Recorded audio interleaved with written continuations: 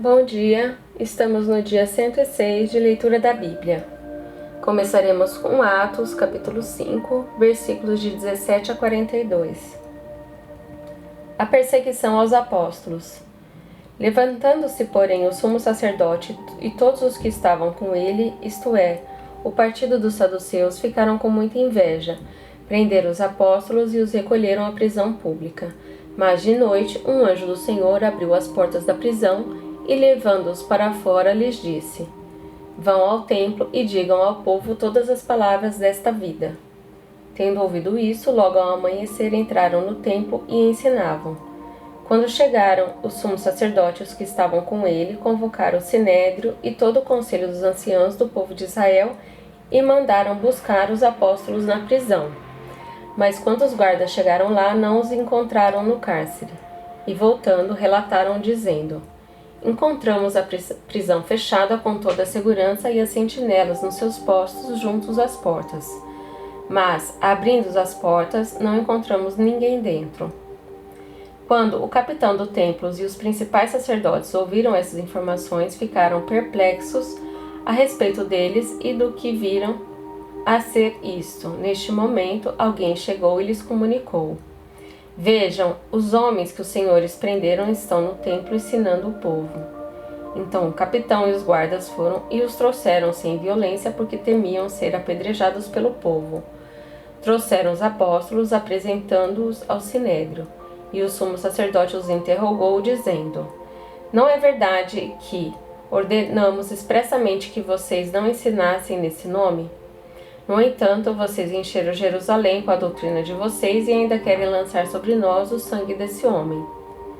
Então Pedro e os demais apóstolos afirmaram: É mais importante obedecer a Deus do que aos homens. O Deus de nossos pais ressuscitou Jesus, a quem vocês mataram, pendurando-o num madeiro. Deus, porém, com a sua mão direita, o exaltou a príncipe e salvador, a fim de conceder a Israel arrependimento e a remissão de pecados. E nós fomos testemunhas destes fatos, nós e o Espírito Santo, que Deus deu aos que lhe obedecem. Eles, porém, ouvindo isso, se enfureceram e queriam matá-los. O parecer de Gamaliel. Mas levantando-se ao sinédrio, um fariseu chamado Gamaliel, mestre da lei, respeitado por todo o povo, mandou que os apóstolos fossem levados para fora por um momento. Então disse ao sinédrio: Israelitas, tenham cuidado com o que vão fazer a estes homens, porque há algum tempo atrás se levantou Teudas, dizendo ser alguém muito importante, ao qual se juntaram cerca de 400 homens. Mas ele foi morto, e todos os que lhe obedeciam se dispersaram e foram reduzidos a nada. Depois desse, levantou-se Judas, o galileu, nos dias do recenseamento, e levou muitos consigo. Também este foi morto, e todos os que lhe obedeciam foram dispersos. Nesse caso de agora, digo a vocês, não façam nada contra esses homens. Deixe que vão embora, porque se este plano ou esta obra vem de homens, será destruído. Mas se vem de Deus, vocês não poderão destruí-los e correm o risco de estar lutando contra Deus. E os membros do sinédrio concordaram com Gamaliel. Então chamaram os apóstolos e os açoitaram, e ordenando-lhes que não falassem o nome de Jesus, os soltaram. E eles se retiraram do sinédrio muito alegres por terem sido considerados dignos de sofrer afrontas por este nome. E todos os dias no templo e de casa em casa não cessavam de ensinar e de pregar que Jesus é o Cristo. Deuteronômio, capítulo 25. A pena de açoites. Quando houver desentendimento entre dois homens e vierem a juízo, os juízes os julgarão, justificando o inocente e condenando o culpado. Se o culpado merecer açoites, o juiz mandará que ele se deite no chão e seja açoitado na sua presença, com o número de açoites que o caso exigir. Poderá ordenar 40 açoites, não mais. Do contrário, se ordenasse mais do que isso, um patriota seria humilhado aos olhos de vocês. Não amarrem a boca do boi quando estiver pisando o trigo. O levirato. Se dois irmãos morrerem juntos e um deles morrer sem filhos, a mulher do que morreu não se casará com um estranho. Alguém de fora da família, seu cunhado a tomará, a receberá por mulher e exercerá para com ela a obrigação do cunhado. O primogênito que ela lhe der será sucessor do nome do seu irmão falecido, para que o nome deste não se apague em Israel. Porém, se o homem não quiser se casar com a cunhada, ela irá ao portão da cidade para falar com os anciãos e dirá: meu cunhado se recusa a dar continuidade ao nome de seu irmão em Israel. Não quer exercer para comigo a obrigação de cunhado. Então os anciãos da cidade devem chamá-lo e falar com ele. Se ele persistir e disser: não quero casar com ela, então a cunhada chegará perto dele, na presença dos anciãos, e lhe descalçará a sandália do pé, e lhe cuspirá no rosto e protestará, dizendo: assim se fará com o homem que não quer edificar a casa de seu irmão. E em Israel se dará à casa daquele homem o nome de a casa do descalçado. Quando dois homens estiverem brigando um contra o outro, e a mulher de um chegar para livrar o marido da mão daquele que o fere, e ela estender a mão e o pegar pelo órgão genital, vocês devem cortar a mão dela. Não olhem para ela com piedade. Pesos e medidas justos.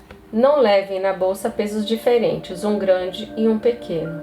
Não tenham em casa dois tipos de medidas, um grande e um pequeno. Usem um peso integral e justo e uma medida integral e justa, para que se prolonguem os seus dias na terra que o Senhor, seu Deus, lhe dá. Porque todo aquele que pratica tal injustiça é abominação ao Senhor, o Deus de vocês. A ordem para destruir os amalequitas. Lembre-se do que os amalequitas fizeram no caminho, quando vocês estavam saindo do Egito. Eles saíram ao encontro de vocês no caminho, e quando vocês estavam abatidos e cansados, atacaram na retaguarda todos os desfalecidos que vinham atrás, e não temeram a Deus. Portanto, quando o Senhor seu Deus lhes houver dado sossego de todos os seus inimigos ao redor, na terra que o Senhor seu Deus lhes dá por herança, para que dela tomem posse, apaguem a memória dos amalequitas da face da terra. Não se esqueçam disto. Deuteronômio, capítulo 26. As primícias da terra. Ao entrar na terra que o Senhor seu Deus lhe dá por herança, ao possuí-la e morar nela, você deve pegar as primícias de todos os frutos que colheu na terra que o Senhor seu Deus lhe deu, colocá-las num cesto e ir ao lugar que o Senhor seu Deus escolher para ali fazer habitar o seu nome. Você chegará ao sacerdote que estiver de serviço naqueles dias e lhe dirá: hoje declaro ao Senhor seu Deus que entrei na terra que o Senhor, sob juramento, prometeu dar aos nossos pais. O sacerdote pegará o cesto e colocará diante do altar do Senhor seu Deus. Então você testificará diante do Senhor seu Deus, dizendo: meu pai foi um arameu prestes a perecer. Ele foi para o Egito e ali vivia como estrangeiro com pouca gente. E ali veio a ser uma nação grande, forte e numerosa. Mas os egípcios nos maltrataram, oprimiram e nos impuseram dura servidão. Clamamos ao Senhor, Deus de nossos pais, e o Senhor ouviu a nossa voz e viu a nossa angústia, o nosso trabalho e a nossa opressão. E o Senhor nos tirou do Egito com mão poderosa, com braço estendido, com grande espanto, com sinais e com milagres.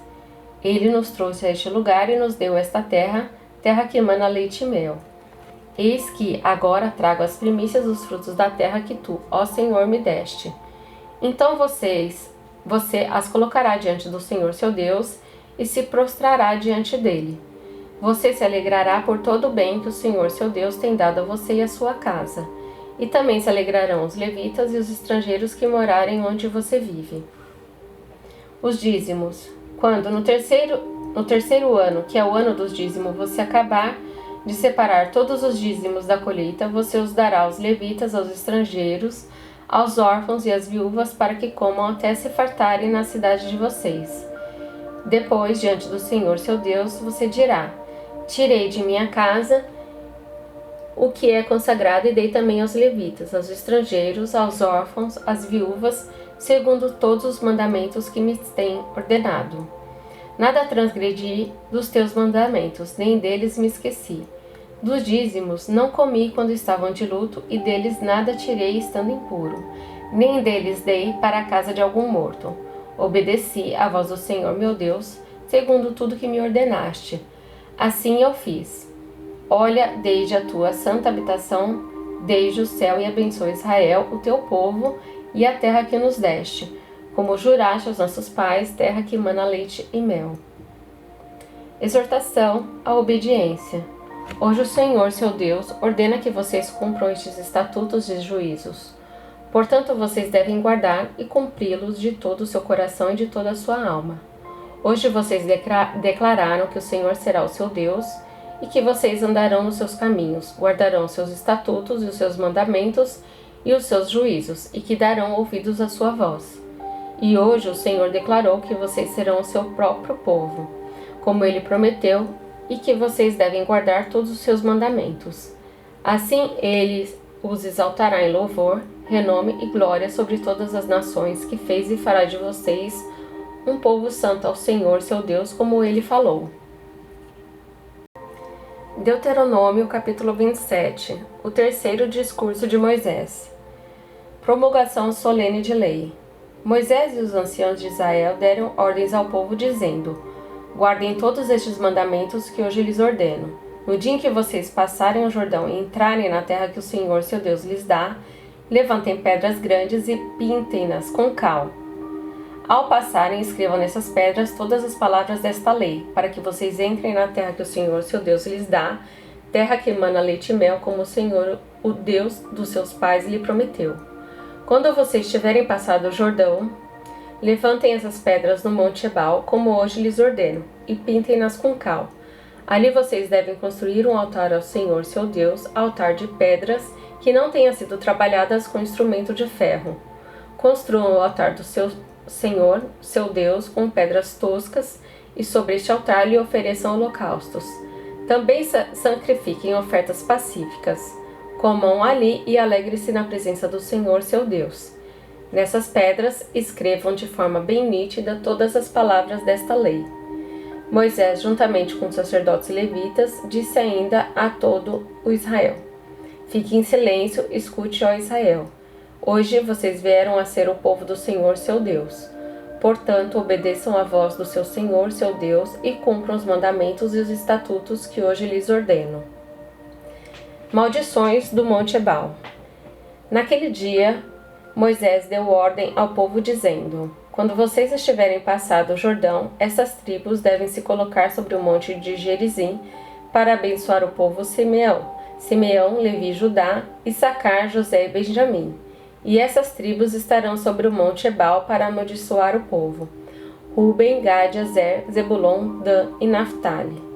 Os levitas testificarão a todo o povo de Israel em alta voz e dirão: maldito o homem que fizer imagem de escultura ou de fundição abominável ao Senhor, obra de artífice, e a puser em lugar oculto. E todo o povo responderá: Amém. Maldito aquele que desprezar o seu pai ou sua mãe.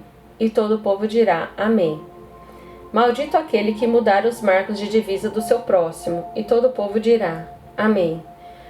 Maldito aquele que fizer o cego e errar o caminho. E todo o povo dirá: Amém. Maldito aquele que perverter o direito do estrangeiro, do órfão e da viúva. E todo o povo dirá: Amém.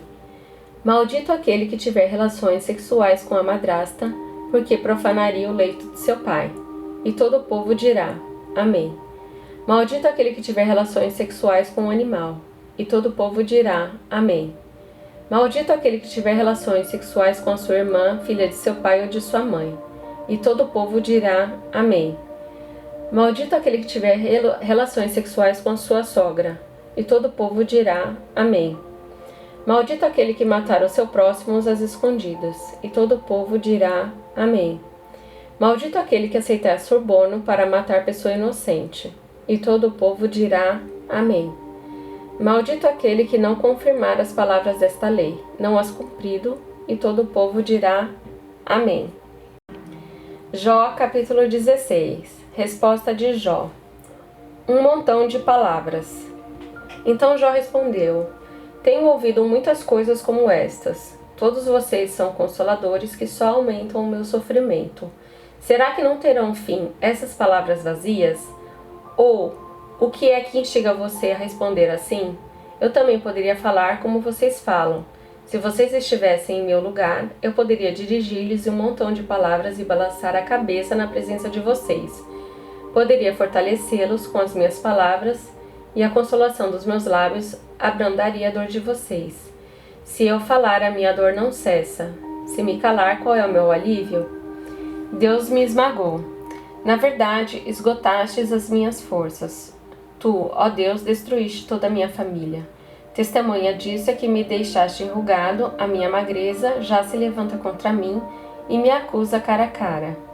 Na sua ira me despedaçou e me perseguiu. Rangeu os dentes contra mim e, como meu adversário, aguça os olhos. Homens abrem a sua boca contra mim, com desprezo me esbofeteiam. Todos se ajuntam contra mim.